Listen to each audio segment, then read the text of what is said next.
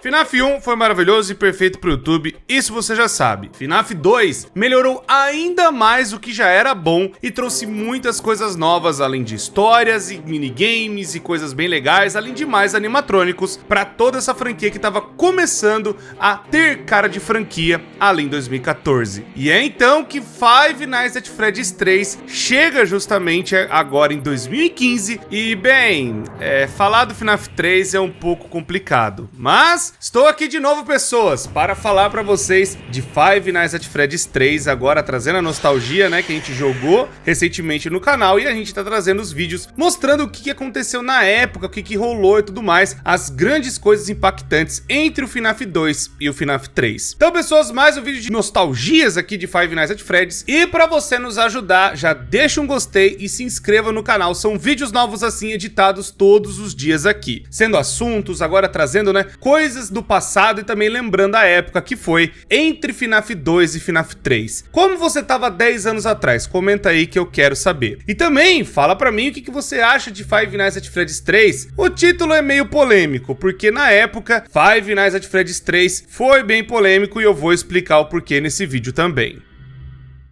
Esse vídeo é um oferecimento da Terabyte. Terabyte, que é a melhor loja para você encontrar o seu periférico, tunar o seu PC, montar um PC novo ou achar aquele console que você tá sonhando já faz um tempo. Eles entregam para todo o Brasil e com ainda, sabe, toda a segurança e praticidade, deixando a caixa bem embalada e bonitinha, com suporte 24 horas e o melhor preço do mercado. Pode ir que a Terabyte é confiável e ó, eu garanto que o negócio é bom mesmo. Vá agora na descrição e confira a Terabyte. Ah, Terabyte, eu vou mais! A primeira coisa que eu tenho que falar pra vocês é que o FNAF 2, ele foi um enorme sucesso. O que já era bom ficou muito melhor, que nem eu falei pra vocês. E é claro que entre o FNAF 2 e o FNAF 3, muita coisa aconteceu, que eu tenho que trazer aqui, né, aquele comecinho que eu falo pra vocês, do que rolou entre novembro de 2014 até chegarmos em março de 2015. A primeira grande coisa que eu tenho que trazer pra vocês é que o FNAF 2, ele era muito mais difícil mesmo que o primeiro, por conta, né, de ter pelo menos ali 15 animatrônicos. Tá certo que nem todos esses vão te atacar, mas é claro que teve, né, a muralha chamada 10/20. E é claro, o Markiplier, que tava justamente guiando as gameplays, trouxe, né, com maestria ali. Demorou um pouquinho, mas ele conseguiu passar e virou, né, o grande novo desafio. E é claro que veio, né, a tal coroa do rei de Five Nights at Freddy's, que o Markiplier até falava brincando isso na época. Muitos brasileiros trouxeram, é claro, os canais que já são populares hoje em dia também trouxeram essas coisas de terror. Ali, Selbit, Alanzoca, todo mundo, você pensar, Ted, todo mundo da época ali, até a galerinha do Minecraft começou a também vincular os seus conteúdos com Five Nights at Freddy's de alguma forma. E foi justamente ali, mais ou menos, que outros canais, como o próprio Tasercraft, e aí começou a surgir animações, paródias, aí veio de tudo. Eu lembro que ali no final de 2014 para 2015, o negócio ficou absurdamente insano pra FNAF. Fora que, é claro, temos, acho que a música mais impactante de FNAF, que é do The Living Tombstone, que foi justamente It's Been So Long, que trazia a ideia de uma mãe que perdeu, né, os filhos na pizzaria, aquela coisa toda. E isso serviu de ponte para começarem a criar a teoria de que a Puppet é a mãe das crianças, né? Aquela coisa meio bizarra. Mas ainda bem que a gente teve uma teoria muito boa, eu até elogiei ela recentemente aqui no canal, que é justamente Five Nights at Freddy's 2 do Game Theory, que é excelente. Essa é uma teoria muito boa. Ele conseguiu prever coisas, por exemplo, FNAF 4, mesmo ele não tendo ideia de que teria isso. Outras localizações, como por exemplo a pizzaria de 85, que vai vir agora pro Into the Pit, né? Que teve mais detalhes justamente na Fazbear Frights, no livro que nós vimos do Into the Pit também. E ele trouxe vários detalhes, por exemplo, como a Puppet morrendo lá de fora, aquela parte, sabe, de falar que é um prequel e tudo mais. Então foi praticamente o MatPat que limpou muita informação. O próprio Scott Calton, eu lembro na época que admitiu que o MatPat fez uma excelente teoria e adivinhou quase tudo. Claro que teve seus errinhos, mas enfim, não tem problema porque toda teoria, por mais que seja excelente, tem um probleminha ou outro, né? Mas não tem problema, a teoria é boa, nenhuma teoria é perfeita, mas a teoria dele ficou muito boa. Outra coisa que aconteceu na época também, que eu tenho que falar pra vocês, é que as piadas com Five Nights at Freddy's começaram a crescer muito, os famosos hoax. animatrônicos. Inclusive, a galera fazia os vídeos clickbaits, né, das ideias, começaram a surgir nessa época. Tipo, achei um animatrônico secreto, achei o Purple Guy animatrônico, quem aí se lembra do Purple Guy animatrônico que era bizarro? Ou se não, Shadow Balloon Boy ou Shadow Puppet, uma puppet com uma outra cor aí meio bizarra, ou até o Balloon Bosta, todo sombrio das ideias. E até o Golden Toy Fred, né? O bagulho simplesmente bizarro, a galera inventando cada bicho mais louco que o outro. O mais interessante nessa época é que as criações de fãs começaram a surgir com muita força. Fanarts, a galera fazendo bastante coisa do FNAF 2 e também, é claro, as expansões das teorias começaram a surgir. Justamente porque, como a teoria do FNAF 1 do MatPat ficou muito popular, é claro que ia ter a do FNAF 2 e foi aí que a galera começou a ter bastante ideia, porque começaram a lembrar de um áudio que o FNAF 1 tinha, que era o Phone Guy falando da mordida de 87. E até então a gente achou que a gente iria ver a mordida ou iria ter a cena desse negócio no FNAF 2, e isso não aconteceu. Tipo, não tem a cena, melhor dizendo, explícita falando. E foi aí que começaram a surgir dezenas de teorias, ainda mais porque se você for da noite 6 para a noite 7, que é justamente o modo mais absurdo e bizarro do jogo, né, todo mundo na dificuldade máxima, a galera começou a perceber que o nome do funcionário é trocado. Porque nós jogamos as noites com Jeremy Fitzgerald, mas na noite 7, que é a Coastal Night, jogamos com Fritz Smith, e que também foi mandado embora por ficar mexendo nos animatrônicos. E tudo isso que eu tô dizendo pra vocês rolou em semanas. Não durou tipo assim, nossa, meses ou anos que aconteceu esse negócio, porque justamente logo na parada ali, mais ou menos em dezembro, o Scott Calton voltou com os teasers, e aí a galera começou a falar, pô, meu Deus do céu, ficou offline, o que tá acontecendo? E aí os teasers começaram a dar a entender que sim, teríamos mais um Five Nights at Freddy's. Tanto que justamente eu lembro que foi ali mais ou menos para dezembro, eu acho que dezembro para janeiro, que começou a aparecer o teaser justamente I Am Still Here, que é um outro animatrônico bizarro. Até então a gente não tinha noção do que estava acontecendo, o que era, eu sei que vocês já sabem quem é, mas foi justamente quando veio a caixa de brinquedos totalmente destruída ali, com os Toy Animatronics, aquela coisa toda, a guitarra, e um 3 bem grande em cima, que aí a galera ficou maluca, falando, meu Deus, teremos um terceiro jogo, né? Justamente falando dos Toy Animatrônicos, porque, meu Deus, eles foram descontinuados, eles foram destruídos, o que será que aconteceu com eles? Porque nós não vemos eles no FNAF 1. E aquela coisa que cresceu a teoria também, né? Que a galera começou a falar, pô, mas será que rolou? O que não rolou? Porque teve a mordida de 87. Eu tenho que casar com o tempo algumas coisas que estão acontecendo, porque enquanto o Scott Calton tava falando já dos anúncios do FNAF 3, a galera começou a teorizar de quem teria dado a mordida de 87. Que animatrônico que fez isso? Porque foi muito impactante para justamente ter fechado o lugar inteiro. E principalmente quem teria tomado esse raio dessa mordida. O animatrônico em si a gente ainda não sabe dizer 100% de certeza quem é. Temos algumas hipóteses, algumas teorias, mas o que eu creio que foi justamente o motivo para os toys serem descontinuados é um outro animatrônico também, né, da linha dos toys, que é o único que consegue andar pelo teto e tá totalmente quebrado e desfigurado, que é a Mangle. Eu creio que a Mangle é justamente a responsável por ter feito a mordida, por justamente o guarda que estava ali, né, sabe, nas noites, fazendo todo o seu trabalho,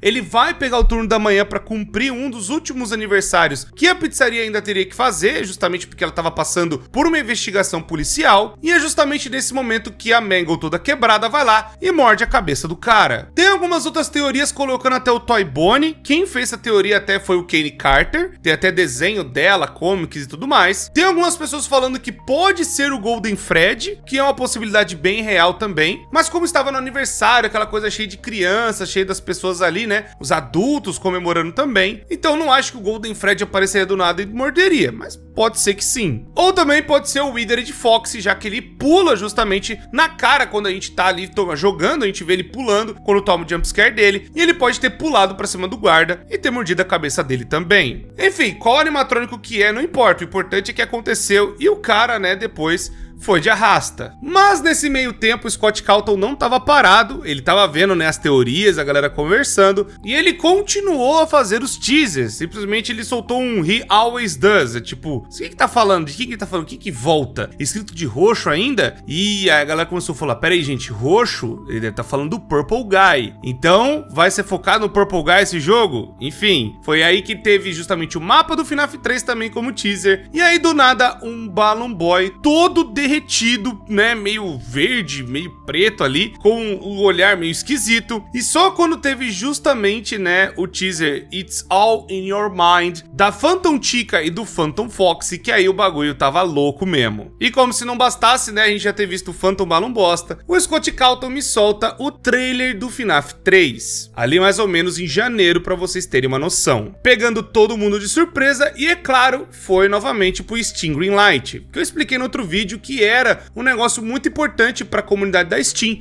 aprovar se o jogo iria estar na loja ou não. E é claro que não durou nenhum dia e o negócio já foi mega aprovado pela legião de pessoas que estavam aprovando tudo, né, de FNAF e queriam ver o jogo cada vez mais pronto, né, mais perto disso. E é por conta dessa ansiedade absurda que a galera teve, justamente fazendo piadas, hoax e tudo mais. E agora com esses teasers esquisitos, a galera começou até a se passar pelo Scott Cawthon. Ele teve que fazer posts na Steam avisando que era ele, que não era, isso desde novembro, né, quando saiu o FNAF 2. Mas outra coisa que aconteceu naquela época é que começou os scams. Five Nights at Freddy's ficou mega popular e é claro que ia ter gente querendo pegar uma graninha, né, fazer ali um golpe, um 171 absurdo. Então algumas pessoas começaram a falar que o Scott Cawthon, tipo, vendeu para algumas pessoas o jogo antecipadamente. E lá vai o Scott Cawthon começar a falar, não gente, não teve, a galera tá fazendo isso, tá tentando enganar vocês. Porque aí a ideia do enganador, né, do golpista era, ó, comprei o FNAF aqui, eu posso passar pra você por $10. E aí vai lá e é um vírus absurdo. Tanto que foi mais ou menos nessa época também, ali no começo de 2015, que os ransomwares começaram a surgir. Tem o Matheus FNAF que ele já fez um vídeo a respeito disso, eu vi o vídeo dele, e é justamente nessa época que esses ransomwares, que eram justamente as versões de FNAF para celular, que pegavam os dados da galera, destruíam o celular e tudo mais. Ou se não, eram as versões falsas de FNAF, tentando pegar ali a grana da propaganda da Play Store. Então, tudo isso aconteceu, gente, em questões de meses, assim. Foi bizarro. De novembro até março, rolou tudo isso. Galera enganando,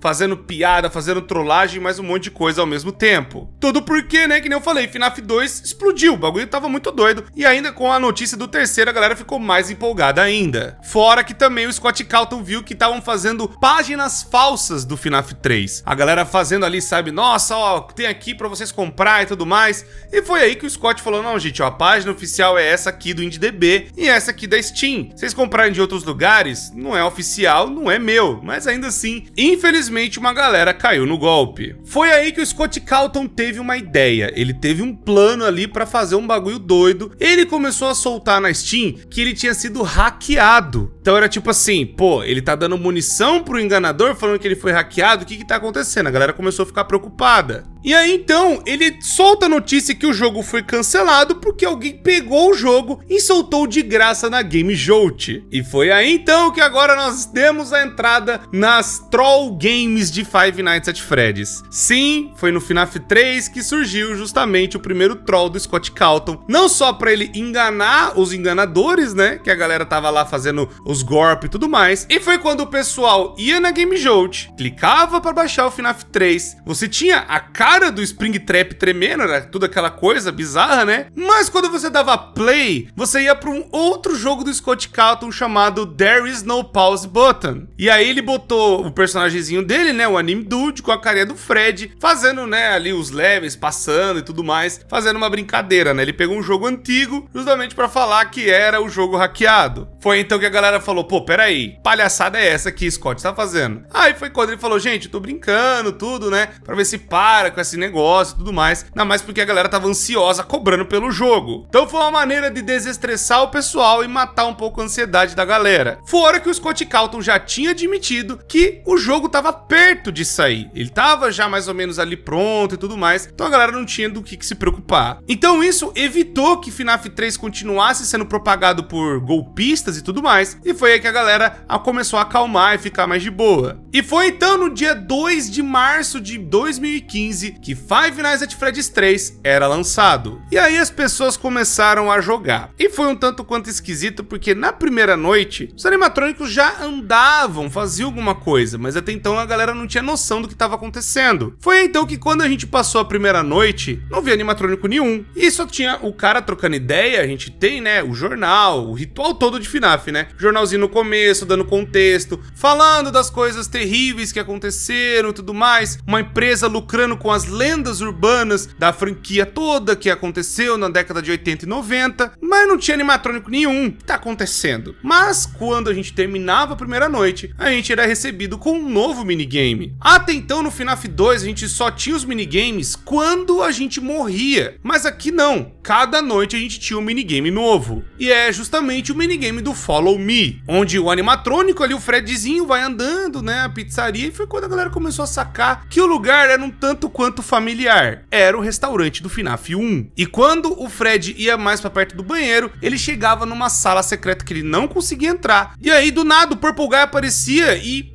destruiu o animatrônico no meio. E foi aí que a galera, não, tá acontecendo alguma coisa aqui. O que tá rolando? Foi só na noite 2 que nós percebemos que aí o jogo começava também. Fora que tinha, né, justamente o cara falando que eles acharam de verdade. E era o bicho completamente carcomido, podre, né, caquético, que é o Springtrap. Esse bicho podre, bizarro, escondia mais segredos do que a gente poderia imaginar. Ele era o único animatrônico do jogo todo, sendo todos os outros fantasmas do lugar, amaldiçoando, trazendo a agonia, o desespero do que rolou nas outras pizzarias. E novamente você não tinha porta, não tinha como se defender, e dessa vez você não tinha nem máscara, ou seja, você tinha que fazer alguma coisa, que era enganar o Springtrap usando a voz do Balloon Bosta, para ele justamente ser levado para um canto e largar ele lá para ele não vir te encher o saco. E aí os Phantoms iam aparecendo para justamente vir e te atrapalhar. Eu não esqueço da reação da galera quando viu o Phantom pela primeira vez e toma um jumpscare e você não morria. Foi justamente a quebra do negócio de tipo, qualquer jumpscare te mata, mas aqui não, os Phantoms não te matavam. E muito pior, deixavam, né, você tendo que pegar o controle ali e fazer o painel funcionar tudo de novo. E o Springtrap ficava bem mais rápido dependendo, né, de qual animatrônico te dava um jumpscare. E foi quando a galera continuou jogando e vendo, né, o tal do Follow Me passando para cada noite, que quando chegamos justamente na noite 5, aí a galera viu a bagulho ficando louco. Do nada a gente tava controlando um fantasma de verdade, uma alma de uma criança. E esta pequena alma ia justamente nesse lugar escondido que o Purple Guy ficava. E aí então ele entrava numa roupa do nada para tentar se proteger da criança ali assustando ele. E do nada o cara era completamente travado pela roupa.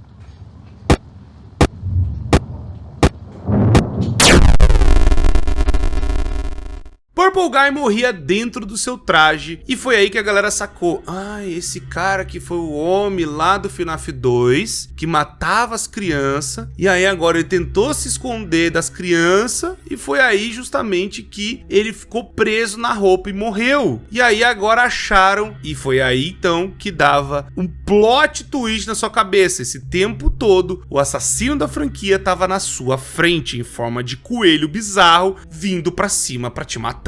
E agora ele tinha voltado amaldiçoado, preso dentro de uma roupa de animatrônico, igual as crianças fizeram nos outros FNAFs. Fora também que quando você terminava, você recebia um bad ending na sua cara, dando a entender que tinha mais um final pra você fazer. Pois é, foi no FNAF 3 que a gente teve um FNAF com finais diferentes. Eu sei que não é todos os FNAFs que vão replicar essa ideia, mas nesse aqui foi o primeiro que isso aconteceu. E justamente você tinha que perceber bem o Follow Me, que lá tinha as pistas para você justamente descobrir outros minigames escondidos para tentar chegar nesse final diferente. E eu lembro também que bugou muita gente porque o Phone Guy estava de volta neste FNAF. Mas é claro, já tinha explicação dele logo no começo, falando que eram fitas antigas de um outro restaurante que acabaram encontrando no passado. O que deu a entender justamente que esse FNAF era sim depois do primeiro FNAF, né, o FNAF 1. E aí então a gente começou a falar, ah beleza, gravações ainda antes do negócio. E quando foi tocar as fitas, a gravação não era nem do FNAF 2, era de uma outra localização mais antiga. Vou deixar o nosso queridíssimo Lucas Almeida com essa voz sensacional para vocês verem todas as falas dubladas do nosso queridíssimo Phone Guy no FNAF 3. E aí, mandou bem voltando pra mais uma noite. Eu prometo que vai ser muito mais maneiro dessa vez. A gente achou umas relíquias essa semana e já estamos procurando outra pista agorinha. Então, deixa eu só te atualizar rapidinho pra você voltar pro trampo. Tipo, a atração abre tipo numa semana, então a gente tem que ficar ligado pra tudo funcionar e nada pegar fogo. Quando o lugar abrir, a moçada vai entrar pelo lado oposto da construção, fazer o caminho até você, passar por ti e sair vazado atrás de você. Pode crer, você é parte oficial da atração. Você vai ser o guarda de segurança. Então tu não vai só monitorar a galera pelas câmeras nesse trajeto pra garantir que ninguém roube nada e nem fique se pegando nos corredores, tá ligado? Mas tu também vai ser parte do show. Aí eu acho que a parada fica muito mais autêntica, cara. Agora deixa eu te contar as novidades. Encontramos mais rabiscos, muito maneiro, e um cabeção de Foxy. E a gente acha que é original, mas também pode ser outro cosplay fajuto. E a gente achou um ventilador de mesa. É muito antigo. E é de metal, hein? Cuidado com esse dedão aí. No momento o lugar só tem algumas luzes e coisinhas assustadoras. Na moral, eu pensei que a gente já teria mais coisa. Se não rolar nada maneirão até semana que vem, a gente vai ter que te botar numa fantasia e te fazer andar por aí gritando "Buu". Mas se liga, como eu disse, estamos tentando achar uma pista bacana agora. Um cara que ajudou a projetar esses lugares disse que tinha uma sala secreta tapada por aí. Ou tipo isso. Então vamos dar uma espiadinha pra ver se a gente acha.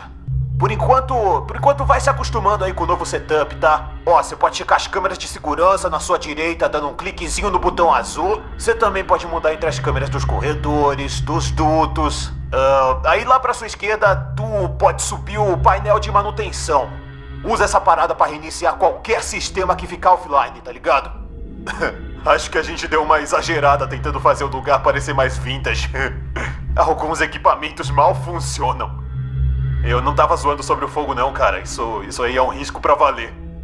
A parada mais importante pra tu dar um ligue é na ventilação.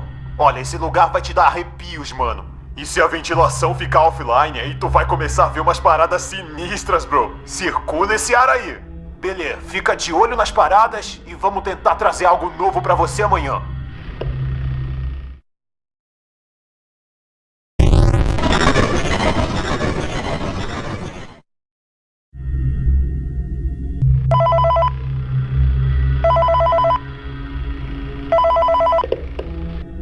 E aí, mano, se liga, eu tenho boas novas pra você. Pra começar, achamos umas fitas de áudio de treinamento. E, mano, elas são tipo pré-históricas. Acho que eram, tipo, fitas de treinamento pra funcionários ou tipo isso. Então eu pensei que a gente podia, tipo, deixar rolando, tipo, nos alto-falantes quando a galera andar pela atração. Mano, aí esse lugar vai parecer verídico, cara. Mas eu tenho uma surpresinha ainda melhor pra ti. E tu não vai acreditar nisso. Achamos um verdadeiro. Eu tenho que vazar, mano. Se liga que tá por aí em algum lugar, tá? Pode crer que tu vai ver. Beleza, agora dá um ligue naqueles áudios maneiros que eu achei. Eu falo contigo depois, mano. Alô? Bem-vindo à sua nova carreira como artista / animador para Freddy Fazbear's Pizza. Essas fitas te darão toda a informação necessária de como manusear / entrar / sair de uma fantasia de mascote. No momento, temos 2 fantasias que foram especialmente feitas para serem animatronics também. Então preste muita atenção enquanto aprende como operar esses trajes, já que acidentes / feridas / morte / mutilações grotescas e irreparáveis podem ocorrer. Primeiro de tudo, vamos discutir como operar os mascotes no modo animatrônico. Para melhor operação, os animatrônicos são configurados para se moverem em direção a sons. Essa é uma forma fácil e automática para que os animatronics fiquem onde as crianças estão para o máximo entretenimento / agrado do público. Para mudar os animatronics para o modo traje, insira e vire com força a manivela fornecida pelo fabricante. Virando a manivela, você irá comprimir e encolher as partes animatrônicas nos cantos do traje, abrindo espaço para entrar. Por favor, assegure que as travas de mola estão bem presas para garantir que os dispositivos animatrônicos fiquem seguros. Vamos falar disso com mais detalhes na sessão de amanhã. Lembre-se, sorria, você é a cara da Freddy Fazbear's Pizza.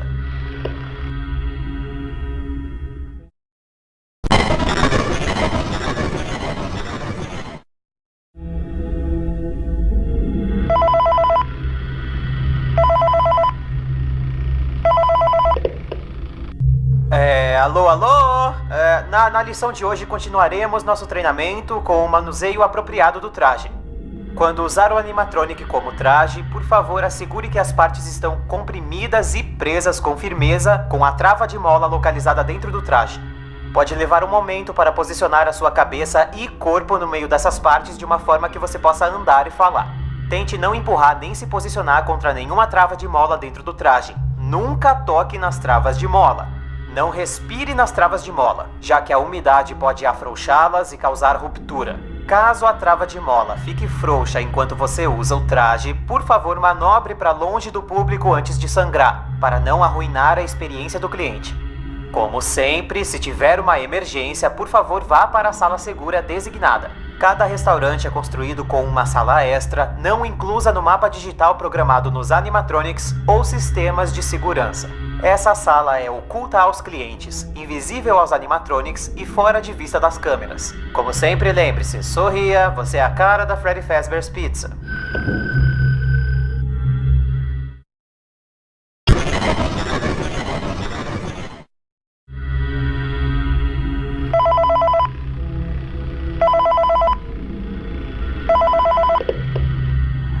Alô?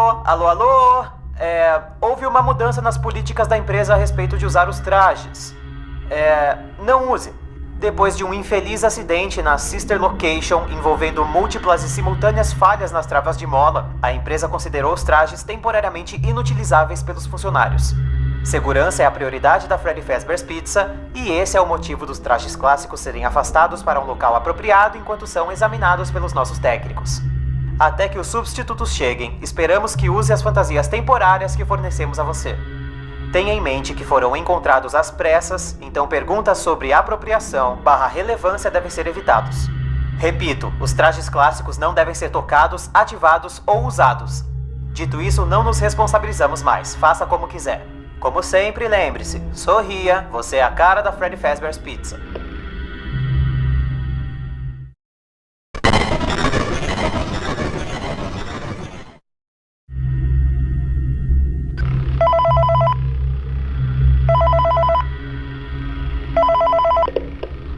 Alô? Esse é só um lembrete sobre a política da empresa a respeito da sala segura. A sala segura é reservada para equipamentos e ou outros pertences não usados no momento, e como um local seguro, apenas para funcionários. Isso não é uma sala de descanso e não deve ser considerado um lugar para funcionários se esconderem e ou se reunirem. E sob nenhuma circunstância, um cliente deve ser levado a essa sala e fora da área do show principal. A gerência também tomou nota de que o animatronic Spring Bonnie foi movido de forma notável e gostaria de lembrar aos funcionários de que esse traje não é seguro para ser usado sob qualquer circunstância. Obrigado e lembre-se, sorria, você é a cara da Freddy Fazbear's Pizza.